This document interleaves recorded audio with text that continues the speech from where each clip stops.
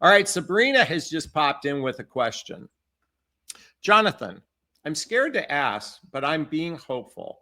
How is the last relationship going? I feel like you have a shift in yourself. I hope that's a good shift. So many of you know that a couple months ago, I shared with you I began dating someone. And it was someone who lives local. We connected through social media. It started very benign. I wanted to take her out for a drink to express appreciation for a post she did on my social media page. She wrote me a really sincere message. I messaged her. I saw that it was her birthday coming up, so I invited her to take her out on a drink, or take her out for a drink. And we got together and we connected. And because we were local, we hit it off. But right from the very beginning, I shared with her that I was going through a challenging time in my life. Folks, I've been rather burnt out to some degree. And I've been in a slight low case depression, if you will. And I was very upfront with her about this. And as we began to spend time together, it was nice to have that companionship, that connection. And yes, we had a physical connection as well.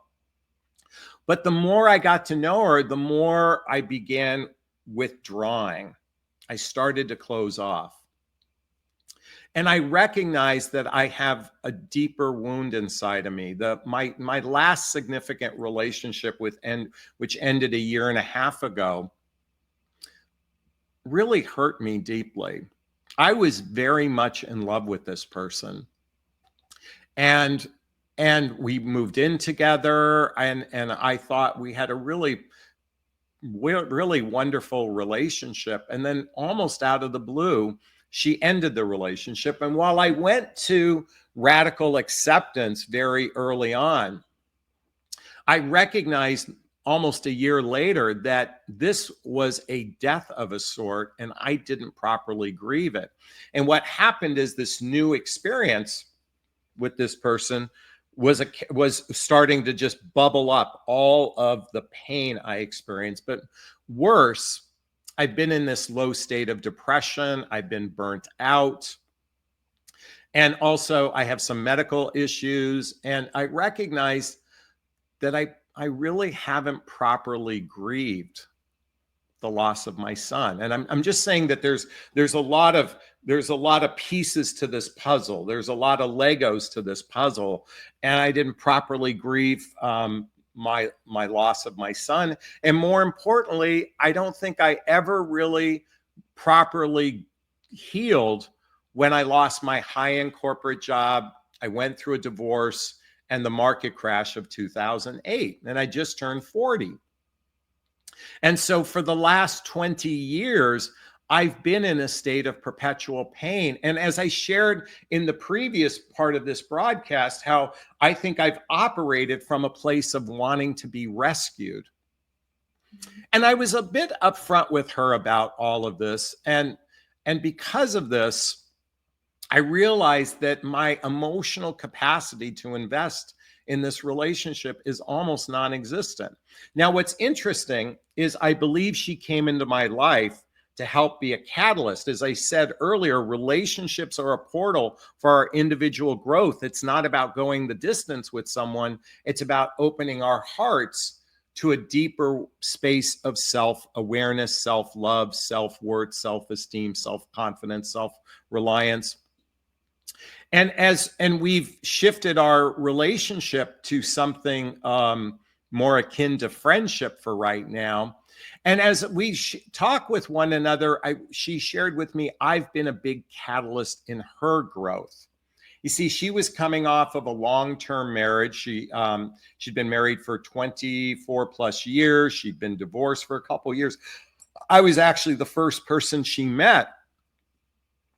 And she says, I've been a gigantic catalyst for her life.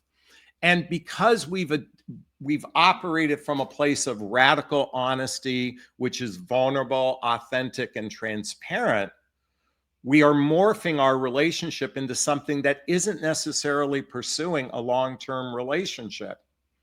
I feel a little bit of guilt because I might be in that category of what I call spender. And as much as and I'll tell you, I think I gaslit myself believing I was a grower and builder. I think a lot of men and women do that to themselves. We gaslight ourselves. In other words, we create a false narrative of where we think we're at. And to some degree, I did that. By the way, our relationship took it started off, but it took a turn. Like, in other words, because we were honest with each other, it began shifting from the desire to grow as a couple to grow as two individuals being of support to one another. And I recognized that I couldn't continue going on because I gaslit myself believing I was a grower builder when I was in actual need of support. So I began seeing a therapist. I've actually been doing a bit of work lately because this relationship triggered all kinds of stuff within me. And so to answer your question, Sabrina, while I'm taking a break from all of dating, I'll be candid with you. I'm a bit burnt out on dating. I think we've been indoctrinated in, like, dating is like telemarketing. You have to make a call and say, do you want to buy my product? You make a call. I want to buy my product. You make a call. It's like, that's what dating has evolved to. And I'm a bit burnt out, in this capacity, because I believe that we are all on some level hurting inside, and we all need some level of individual life coaching more than we need dating and relationship coaching. And I've been contemplating shifting my conversation more. Well, I think I've always been talking about dating and relationships as a portal for life coaching, but and whether you call it life coaching, whether you call it empowerment coaching, whether, and certainly therapy is needed when you've had deep trauma. I think we all need a gigantic dose of love, because I just witnessed too much pain out in the dating marketplace, and it breaks my heart. And I swear to you, ladies, I'm so tired of the egoic way women are approaching the process, and I'm so tired of the unconscious way men are approaching the process, also from an egoic way. It saddens me, the ambivalence and the ignorance and the naivety in the dating process today. And so I'm just here to advocate individual empowerment. And so I'm taking a break from this. Our relationship is morphed into more of a support,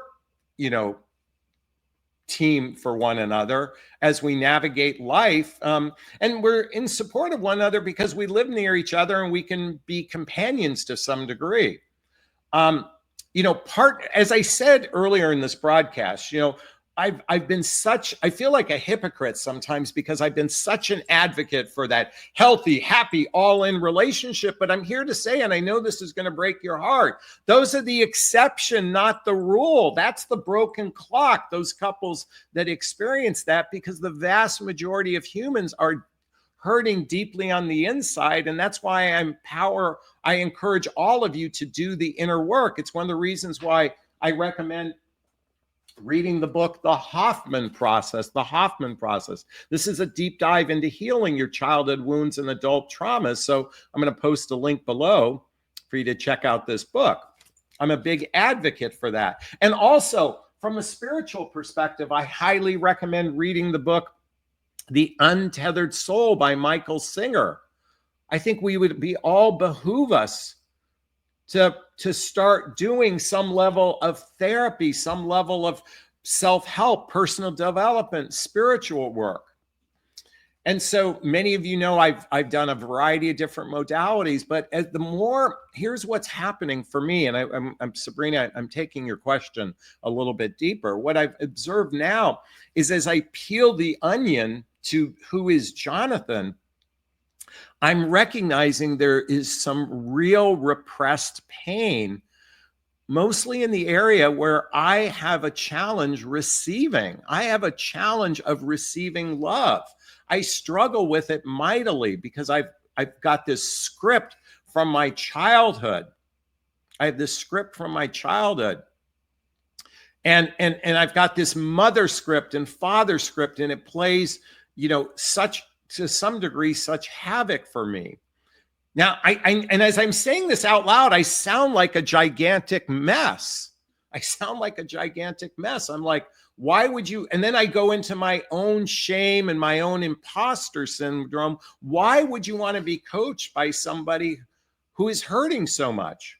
By the way, do you know, I've been told that some of the best therapists on the planet are the ones who are the most deeply wounded or have experienced the most deepest pain, oftentimes can become the best teachers. Sometimes it is through. I'm actually beginning to wonder if I'm meant to experience all this suffering, emotional suffering, as a portal, as a voice to encourage individual work. And by the way, folks, let me just say one thing.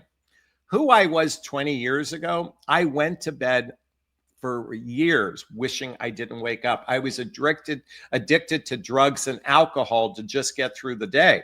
So I want you to know something. I've evolved substantially in the last 20 years. But what's interesting is now I'm going through another version of the hero's journey because I'm meant to evolve. And more importantly, I'm probably evolving from a professional perspective, less from a dating or relationship coach perspective, and more from a life coach perspective. Because I do believe, and by the way, I do believe, even though I wrote a book about self-love and I'm doing my best to learn the heck about that, I would have probably have died 20 years ago. I have a friend who once said, suicide was his retirement plan. And I was so financially destitute that I was probably going to follow that path. And I had to dig my way out of the pit, out of Jericho's pit, to get to where I'm at today. And quite frankly, I'm very blessed. I live with an ocean view. I've got money and I've got 7 figures in the bank, all because of a lot of hard work. And yet, even though I have more than most, look at some of the most wealthiest people on the planet, actors and actresses, who have deep pain that eats them up. And so I'm back on my journey of therapy. I'm back on my journey of personal development, doing more work. And in that space, I don't feel very capable of giving to another human being. You see, a relationship comes with it a level of emotional responsibility. Whether we like it or not, it exists. And I don't feel like I can give to this person or to anyone right now. And I already have a challenge of receiving to add to that equation. So as I shared this with you, Sabrina, and I'll put this to a close in a moment, relationships are a portal for our growth. It's not about going the distance with someone. Each couple comes together, I think, with a spiritual contract to do some level of healing. Sometimes that healing is one date could be a healing experience. 1 month could be a healing experience. 1 year can be a healing experience. Sometimes 10 years could be what we need to get. And I think it all boils down to, as MD just wrote here, know thyself. And when I think of know thyself, I think of self-awareness. And self-awareness is that capacity to recognize our negative patterns, our limiting beliefs in our life, to examine our fears and our insecurities, to recognize our judgments of others and our capacity to shift to love. I'm doing my very best right now to operate in a place of loving myself, even while I'm feeling low-grade depression.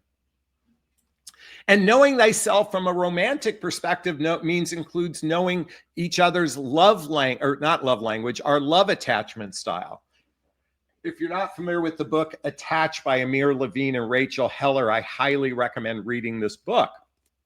So know thyself is an awareness around, do we attach from an insecure place or a secure place? I think knowing thyself is taking ownership of our past relationships. I am guilty particularly in my marriage, I was a jack-off husband. I was not a really good husband in my marriage. Taking ownership of our past experiences. And recognizing our weaknesses. Many of you follow me know that I share publicly I'm not good at overseas travel. I have a great fear around that, which is a turnoff to so many women because every woman's dating profile says, I want to travel, I want to travel. I'm not the best guy to travel with. I'm a nervous Nelly. And well, Jonathan, you're so weak. By the way, ladies, I've been told by many people that I'm a very weak man, but I can stand in front of a room of 1,000 people and give a speech for an hour. Can a weak man do that? I will tell you, some of the strongest, so-called strongest men on the planet can't get in front of a room of 1,000 people. And I can do that like I'm breathing. So what is weakness? What is weakness? Yes, we all have strengths and weaknesses within us, but knowing thyself represents knowing these parts, these nooks and crannies of who we are. And I will tell you, I'm not a victim right here. I am not a victim. I'm going to tell you that. I'm not a victim. I am not a victim. At the end of the day, I still have victor consciousness. And thankfully, I have good communication skills. That's an element of knowing thyself. And I know my true purpose. That represents knowing thyself. And my true purpose is to be a voice for this experience called life, particularly the voice of pain, and then encouraging those of you to do that individual work. So to answer your question, where's my relationship going, or how's my relationship going, Sabrina? At the moment, I am grateful for this person in my life. I believe she feels the same way about me. We are each other's teachers to some degree. And I hope we can remain in each other's lives, and it doesn't have to go the distance to have value. Let me repeat that. A relationship doesn't have to go the distance to have value. Is this sinking in? Is this resonating with you? I want to hear what you thought about what I just shared. Post a comment below. I do my best to read them all. And if you found value in this video, please hit that like button. Please share this video. Please subscribe to my channel and hit that notification bell. And again, if you want to connect with me directly, there's links below to schedule a discovery call with me to see if working with a coach is right for you and all that good stuff. All right. Hey, if you have a question, Sabrina says, I would rather die than stand and give a speech. Janet says, weakness is subjective. Jonathan, thank you so much. Heather says, thank you for being so transparent. Diane wants to know, hopefully you are participating in in-person professional therapy. Yes, I have. Suffering means trying to control the uncomfortable. Yeah, there's a relative truth that. Diane wants to add the reality is no romantic relationship is healthy, happy 100% of the time. That's an unattainable fantasy. Well, if I like to think big, you know. Lisa says, thank you for your honesty. And Pilot says, yes, I'm burnt out on dating in a way, just trying to live. I hear you. I hear you. All right. I'd like to hear your thoughts on all of that. Post a comment below. All right. Do you have any questions? Oh, let's see. I truly believe that without some kind of suffering in our lives, we can't grow. Yeah. I totally believe that. I feel like this experience that I'm going through right now in my life is part of my growth experience. By the way, don't make me go all psycho roommate on you. I think it's part of my growth experience. So yeah, I'm very blessed. By the way, as painful it is, I feel blessed at the same time.